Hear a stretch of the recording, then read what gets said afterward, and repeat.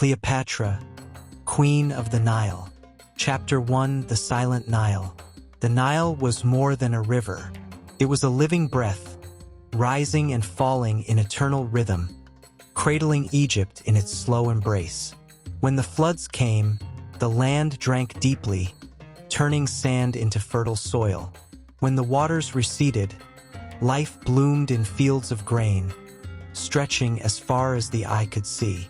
At night, under a blanket of stars, the river glimmered like a silver serpent winding through the desert. It was upon these banks, long before Cleopatra's birth, that kings and queens had risen and fallen. The pyramids, already ancient, stood as solemn guardians of forgotten dynasties. The Sphinx watched with patient eyes, its face worn by centuries of wind and sand. In this world of stone and water, Cleopatra's story began. When she was born in 69 BCE, the priests whispered omens of destiny. Some said the gods had blessed Egypt with a ruler unlike any before her. Others said her fate would be perilous, bound to the tides of foreign empires. But the Nile, indifferent and eternal, flowed on. It had seen countless rulers, countless dreams, countless loves. To the river, Cleopatra was a new note in a symphony already centuries old. Yet in time, her song would echo far beyond the shores of Egypt, carrying into the halls of Rome and the hearts of men. Chapter 2: Born into a kingdom of sand and gold. Cleopatra's family, the Ptolemies, were not Egyptians by blood. They were Greeks, descended from Ptolemy, one of Alexander the Great's generals, who had claimed Egypt as his prize after Alexander's death. For nearly 300 years, her family had ruled from the marble palaces of Alexandria, a city of knowledge and trade where ships from every corner of the world gathered. The young Cleopatra grew up surrounded by wealth unimaginable: ivory from Africa, spices from Arabia, silks from the East, and scrolls from the vast library of Alexandria, where scholars studied the mysteries of the stars and the secrets of medicine. She heard a dozen languages spoken in the marketplace, smelled incense drifting through temple doors, and watched processions of priests carrying statues of gods on golden litters. Yet beneath the glitter of wealth lay unease. The Ptolemaic throne was fragile. Brothers fought brothers, sisters conspired against sisters, and foreign powers circled like vultures. Even as a child, Cleopatra sensed the tension in the palace halls. The smiles of courtiers were sharp as blades, and whispers in the dark carried more danger than swords. Still, Cleopatra's eyes shone with curiosity. She listened to philosophers, studied the works of poets, and learned the languages of her people. Unlike her ancestors, she embraced Egypt itself. She wrapped herself in linen robes, honored the goddess Isis, and spoke to farmers in their own tongue. For this, the people would one day love her not merely as their queen, but as their own. Chapter 3: The Weight of a Crown. When Cleopatra's father, Ptolemy XII, died, she was only 18. The crown fell upon her head alongside her younger brother, Ptolemy XIII, who was declared her co-ruler. But the glittering diadem was heavy, its weight not of gold but of expectation, rivalry, and danger. The court was a labyrinth of schemes. Advisors plotted behind closed doors, generals measured their loyalty in gold rather than honor, and her brother's regents sought to control the throne through him.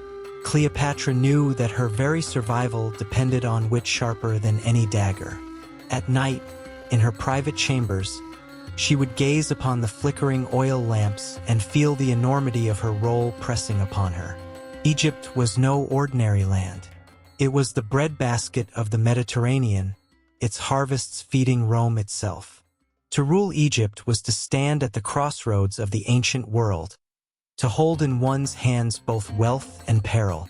Yet Cleopatra was not afraid. She carried herself with poise beyond her years. Her voice, soft yet commanding, could soothe anger or ignite passion. She understood that a ruler was not merely a figure upon a throne, but a symbol woven into the hearts of her people. And so she learned to walk carefully, each step measured, each word chosen like a jewel placed into a crown. Chapter 4. A queen emerges. The partnership with her brother soon soured. Court factions drove them apart, and whispers filled Alexandria with rumors of betrayal.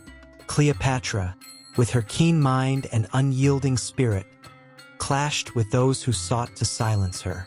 In the marble halls of the palace, arguments echoed like thunder, each one bringing her closer to exile. Yet even as she faced opposition, Cleopatra's aura grew. She was unlike other queens. When she entered the great hall, draped in shimmering fabrics dyed with the rarest purple, courtiers felt both awe and unease. Her eyes, dark and steady, seemed to pierce through falsehood. Her presence carried the weight of both goddess and woman, commanding loyalty even from those who doubted her. But power has a price. Soon, her enemies gathered enough strength to push her from Alexandria. She was forced to leave the city she loved, carried away under the blazing desert sun. To many, exile was defeat. To Cleopatra, it was but a pause, a moment to gather strength, to plan, to wait for destiny's hand to turn once more. Chapter 5. The Voice of Egypt. Away from her throne, Cleopatra did not sulk in despair. She traveled among her people, listening to their songs, their prayers, their hardships. She watched farmers guiding oxen through fields, merchants calling out in crowded markets, fishermen casting nets into the Nile at dawn. She spoke to them not as a distant monarch, but as one who understood their lives. When she walked through villages, mothers lifted their children for her to bless, and elders bowed with tears in their eyes. For in her voice, they heard something rare: sincerity. She was not just a ruler of marble palaces and golden statues. She was a daughter of Egypt itself. The priests of Isis welcomed her into their temples, and whispers spread across the land that Cleopatra was chosen by the goddess, not merely to rule, but to embody Egypt's very soul. She became the living link between the divine and the mortal, between the river and the crown. And though she wandered far from Alexandria, Cleopatra never doubted that she would return. For the Nile itself seemed to carry her name upon its waters, promising her that her story was far from over. Chapter 6. Shadows of Rome. Even as Cleopatra moved among her people, a greater shadow stretched across Egypt. Rome, the mighty republic, whose legions thundered across Europe and Asia, cast its gaze upon the fertile Nile. To the Roman senators, Egypt was not just another kingdom, it was the key to power. Its grain filled their granaries, its gold strengthened their armies, its ports opened the way to distant seas. Cleopatra had grown up hearing of Rome's might. Merchants spoke of its sprawling roads and bustling markets, of its generals who could summon legions with a single command. Some admired Rome, others feared it.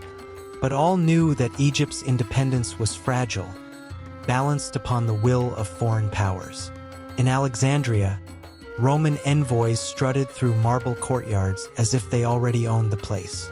Cleopatra watched them carefully, her face calm, her thoughts sharp. She understood that Egypt could not fight Rome head-on. Survival would depend on subtlety, diplomacy, and perhaps something more: charm that could reach beyond politics, into the very hearts of those who ruled. Chapter 7. Exile on the Winds. Cleopatra's conflict with her brother grew into a storm that swept her from her throne. With only a handful of loyal followers, she was cast into the harshness of exile. The golden halls of Alexandria gave way to tents beneath the desert sky, where the wind howled through endless dunes. Nights in exile were long and cold. Cleopatra would sit by the flickering fire, listening to the crackle of burning wood, staring into the stars. Her attendants spoke in hushed voices, fearful for the future. Yet the queen did not break. Instead, she studied the constellations above, recalling the teachings of Egyptian priests who said the gods wrote destiny upon the heavens. She whispered to herself, "This is not the end. Egypt has not abandoned me, nor have the gods. The Nile flows, and so shall I." Exile became her teacher. She learned patience, endurance, and the art of waiting for the right moment. Though she had lost her throne, she had not lost her spirit. And in the distance, across the waters, a figure was approaching who would change her fate forever. Julius Caesar. Chapter 8. The River Meets Rome. The year was 48 BCE when Julius Caesar arrived in Alexandria. His presence was like a thunderclap. He came not as a visitor, but as Rome's most powerful general, fresh from victory in his civil war. His very name carried fear and awe. The city trembled. Priests performed rituals to calm the gods, while merchants feared what Caesar's soldiers might demand. Cleopatra, exiled and desperate, saw something else, an opportunity. Here was not only a man of immense power, but also one whose decisions could shape the destiny of Egypt itself. But how was she to meet him? Her enemies controlled the palace. Her brother's advisors would never allow her safe passage. So Cleopatra devised a daring plan. As night fell, she had herself wrapped inside a carpet, rolled tight and smuggled into Caesar's private chambers. When the bundle was unrolled, the Roman general found not treasure, but a queen radiant, poised, and unafraid. For a long moment, Caesar stared at her, struck by her boldness. Cleopatra, her eyes shimmering in the lamplight, spoke softly, her words deliberate, her presence magnetic. She had risked everything to stand before him, and in that gamble she won his attention. The river of Egypt had met the power of Rome. Chapter 9. The Queen and the General. From that night forward, Cleopatra and Caesar became entwined. To him, she was no ordinary monarch. She was brilliant, cunning, and unyielding. To her, he was more than a conqueror. He was the key to securing her throne and protecting her kingdom from Roman greed. Their conversations stretched deep into the night. They spoke of Egypt's history, of Rome's ambitions, of the stars above and the mysteries of fate. Cleopatra dazzled him with her knowledge, her wit, and her ability to weave truth into poetry. Caesar, hardened by years of war, found himself enchanted not only by her beauty but by her mind. Yet their bond was not only political. Together they shared moments of tenderness. Walking through the gardens of Alexandria where jasmine filled the air, gazing upon the Nile at dawn as the sun painted the waters gold. In those quiet hours, the queen and the general set aside crowns and titles and simply became two souls bound by fate. For the people of Alexandria, their union seemed a blessing of the gods. For Rome, however, it was a scandal waiting to ignite. Chapter 10. Love Beneath the Egyptian Sky. Cleopatra and Caesar's love blossomed beneath the vast Egyptian sky. Nights were filled with feasts where music drifted through the palace halls. Dancers moved like flowing water, and incense perfumed the air. Yet even in such splendor, their most intimate moments were simple, quiet conversations, shared laughter, and the warmth of companionship. Together, they sailed upon the Nile in a golden barge, its sails glowing in the sun, while musicians played flutes and drums. Cleopatra showed Caesar the temples of her ancestors, the statues of gods that towered over the sands, the villages where farmers still prayed for the river's blessing. Caesar, in turn, spoke of Rome, of battles fought and victories won, of a city where ambition burned brighter than the stars.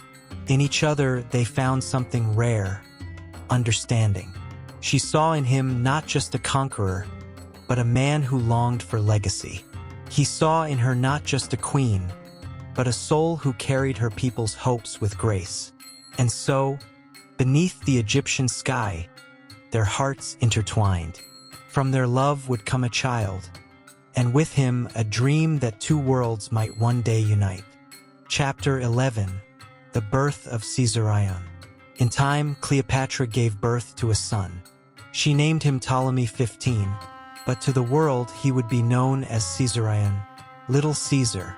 His birth was a moment of triumph for Cleopatra. In her arms she held not only a child, but the promise of a new dynasty, one that carried the blood of Egypt and Rome alike. The people of Alexandria rejoiced, filling the air with music and prayer. Priests declared that the child was blessed by the gods, a bridge between worlds, a living symbol of divine will. To Cleopatra, he was more than a symbol. He was her heart, her legacy, the thread that tied her to the future. She would watch him sleep, his small chest rising and falling with gentle breaths, and whisper stories of Isis and Horus, of kings who rose from humble beginnings to shape the destiny of nations. She believed that in his life, Egypt might one day find its salvation. And yet, shadows lingered. For while Caesarion was a source of joy, he was also a spark of danger. In Rome, whispers spread that Caesar had fathered a son by a foreign queen. To some, this was scandal. To others, it was treason. Chapter 12. Triumph in Rome. Cleopatra's journey did not end at the banks of the Nile. She traveled to Rome itself, bringing Caesarion and her entourage with her.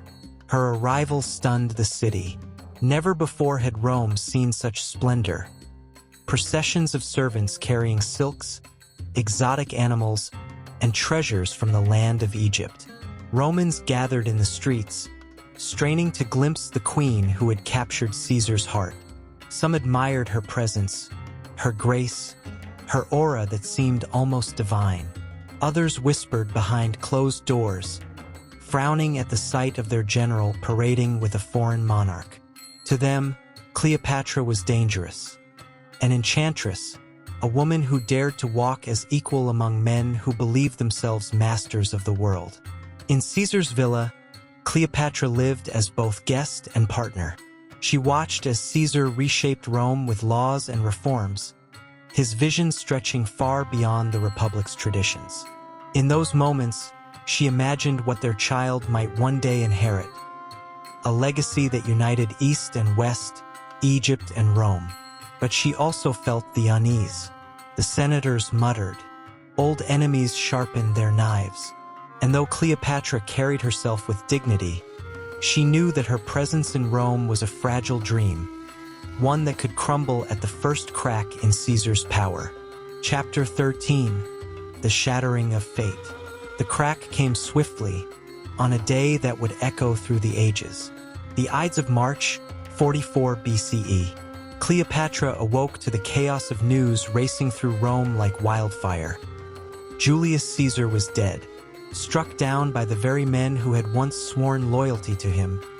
He fell beneath a storm of blades in the Senate, his blood staining the marble floor. For Cleopatra, it was as if the earth itself had shifted. Her protector, her ally, her beloved, gone in an instant. She felt the weight of isolation pressing upon her, heavier than any crown. Rome was no longer safe. The same senators who had killed Caesar now whispered about her, about Caesarion, about the danger they posed to Rome's fragile balance of power. And so, with grief still raw, she fled. Gathering her attendants and her infant son, she returned to Egypt, sailing down the Tiber, across the Mediterranean, back to the Nile that had always been her refuge. Yet she returned not as a triumphant queen, but as a widow of fate, carrying both hope and fear within her arms. Chapter 14. Between two Romans. But fate was not finished with Cleopatra. Rome, though torn apart by Caesar's death, continued to reach for Egypt. New powers rose: Mark Antony and Octavian, Caesar's adopted heir. When Antony summoned her to Tarsus, Cleopatra prepared carefully. She would not arrive as a supplicant queen, but as a goddess, draped in shimmering gold, She sailed down the river upon a barge whose sails gleamed purple in the sun. Perfumes of incense filled the air, music floated across the waters, and attendants dressed as nymphs and cupids surrounded her. Antony, the great general, watched in awe as Cleopatra approached. She was not merely a queen. She was Aphrodite herself, radiant, commanding, irresistible. In that moment, Antony's heart was captured. Their meeting was more than spectacle. Cleopatra spoke with charm and wit, weaving her words like silk. Antony laughed, enchanted not only by her beauty but by her brilliance. What began as diplomacy soon grew into something far deeper.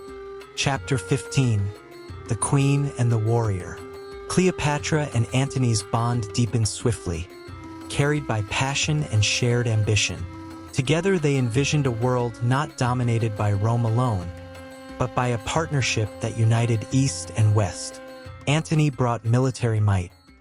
Cleopatra brought wealth, ships, and the endless grain of Egypt. In Alexandria, they lived like gods.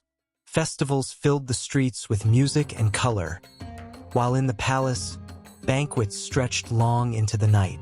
They founded a society known as the Inimitable Livers, a group devoted to luxury, laughter, and endless feasting. To outsiders, it seemed indulgent. To them, it was a celebration of life, of love, of the fleeting joy that existence could offer. But beneath the laughter lay deeper currents. Antony, though a Roman general, found in Cleopatra a partner who saw him not as a tool of war but as a man of vision. Cleopatra, though a queen, found in Antony not just a protector but a kindred soul who shared her dreams of legacy. And together, as the stars wheeled above the Nile, they dreamed of empires that might endure beyond the reach of Rome. Chapter 16: Children of the Sun and Moon. From Cleopatra and Antony's union came children: Alexander Helios, named for the sun, and Cleopatra Selene, named for the moon. Later came Ptolemy Philadelphus. To their mother, they were not just heirs to thrones but living symbols of a destiny that stretched beyond borders. In the palace of Alexandria, the children played among marble courtyards and fragrant gardens. Servants carried them in silken robes, while teachers recited poetry and taught them the histories of both Egypt and Rome. Cleopatra often sat with them beneath the shade of palm trees, telling them tales of gods and heroes. She spoke of Isis and Osiris, of Horus and his divine victory, and she reminded them that their names, sun and moon, were chosen with purpose. Antony adored them. Despite his duties as general, he would often put aside his armor to join them in games, laughing with a warmth that softened the soldier's edge. For Cleopatra, these moments were everything. She saw in her children the possibility of a new age, a family that united two worlds so often divided. But beyond the laughter of children, beyond the gentle rustle of palm fronds in the breeze, the shadow of Rome continued to grow. Octavian, Caesar's adopted heir, watched with suspicion, and in his mind, Antony and Cleopatra's union was not love, it was treachery. Chapter 17: The Wrath of Octavian. Octavian was patient, but his patience was edged with steel. In Rome, he spoke to the Senate, weaving words like a spider's web. He painted Cleopatra as a dangerous temptress, Antony as a man bewitched, enslaved by the charms of a foreign queen. He told them Antony no longer fought for Rome but for Egypt, for Cleopatra's ambition, for a kingdom that sought to rival Rome's greatness. The senators listened, unease stirring in their hearts. Could it be true? Could one of their greatest generals be abandoning the Republic for love? Octavian fed the fire, fanning their doubts into outrage. Soon, he convinced them that war was not only inevitable but necessary. Meanwhile, in Alexandria, Cleopatra and Antony prepared. They gathered fleets, summoned soldiers, and prayed to the gods. Yet even as they stood strong, Cleopatra felt the tremor of destiny beneath her feet. She had faced exile before, betrayal before, but this was greater than anything she had known. Rome itself was rising against her. Chapter 18: The Battle of Actium. The year was 31 BCE, and the waters of Actium churned with the clash of empires. Antony and Cleopatra's fleet, vast and gleaming in the sun, faced Octavian's disciplined forces. The sea was filled with the thunder of oars, the crash of rams, the cries of men locked in struggle. Cleopatra commanded her own ships, sails bright against the horizon. She was no distant queen. She was there, upon the waters, her voice carrying above the storm. Antony fought beside her, determined to resist Rome's might. For hours the battle raged, waves stained red with sacrifice. But fate was cruel. Octavian's fleet pressed harder, tighter, relentless. In a desperate moment, Cleopatra made a fateful choice. Her ships broke from the formation, retreating toward Egypt. Antony, torn between victory and love, abandoned the fight to follow her. The retreat became a rout. Octavian's forces triumphed, and with that single defeat, the dream of an empire born from both Nile and Tiber began to crumble. Chapter 19: The Fall of Antony. Back in Alexandria, despair wrapped itself around Antony like a cloak. His armies dwindled, his allies deserted him, and the city he once celebrated in glory grew quiet with fear. When Octavian's legions finally surrounded Alexandria, Antony knew the end had come. Misled by false rumors that Cleopatra had already taken her life, he chose to follow her into death. Drawing his sword, he fell upon it, the blade piercing his flesh. Yet fate delayed their reunion. Servants rushed to bring Antony to Cleopatra, who still lived. They carried him through the palace halls, his lifeblood staining the marble, until at last he reached her arms. There, in the dim light of her chamber, Antony looked upon Cleopatra one final time. His voice, weak but steady, told her he had loved her more than glory, more than Rome, more than life itself. And with that confession, the great general exhaled his last breath, leaving the Queen of Egypt in silence. Chapter 20: The Last Queen of Egypt. Cleopatra was left alone, her lover gone, her kingdom collapsing, her children's future uncertain. Octavian demanded her surrender, intending to parade her through Rome as a living trophy of his victory. But Cleopatra, proud to the end, would not be humiliated. In her chamber, she prepared for her final act.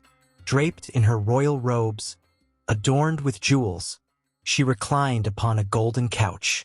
Beside her, a basket was carried in. Within it, coiled and silent, lay the SP, a serpent whose bite carried swift death. Cleopatra reached for it with calm hands.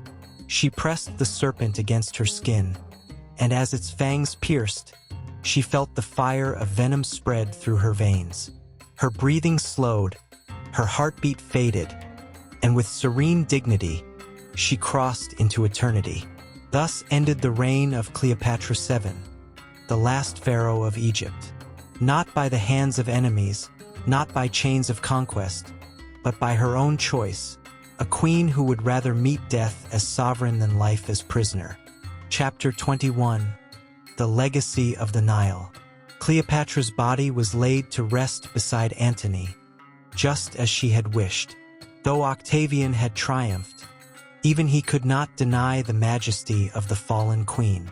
Egypt, the land of gods and pyramids, no longer belonged to the pharaohs. With her death, 3,000 years of dynasties came to an end. Yet her story did not vanish with her passing. In the whispers of Alexandria's streets, in the poetry of Rome, in the chronicles of historians, Cleopatra remained alive. To some, she was a temptress who bewitched powerful men. To others, she was a sovereign who fought fiercely for her kingdom's survival. To all, she was unforgettable, Her children were carried to Rome. Cleopatra VII, the daughter of the moon, grew to adulthood and became a queen in her own right, carrying fragments of her mother's legacy to distant lands. The blood of Cleopatra, of Ptolemy, of Alexander, did not end in that chamber with the ASP. It flowed quietly into history, weaving into lineages that would shape kingdoms far from the Nile. Chapter 22. A Queen Beyond Time. Centuries passed, and still Cleopatra's name echoed across the ages. Artists painted her as a goddess, poets sang of her beauty, playwrights wrote of her passion. Her story transcended history, becoming legend, an eternal symbol of love, ambition, and sovereignty. On quiet nights, when the moon rises over the desert and the Nile glimmers with silver light, it is said her spirit still lingers. She is not merely a queen who lost to Rome, but a woman who chose her own fate, who lived with fire in her heart and left the world with dignity. And so, as we close this tale, let the memory of Cleopatra VII remind us of the strength within humanity, the will to love fiercely, to rule wisely, to face destiny unbowed. For though empires crumble and marble fades to dust, the story of Cleopatra endures, whispered forever by the river she once called home.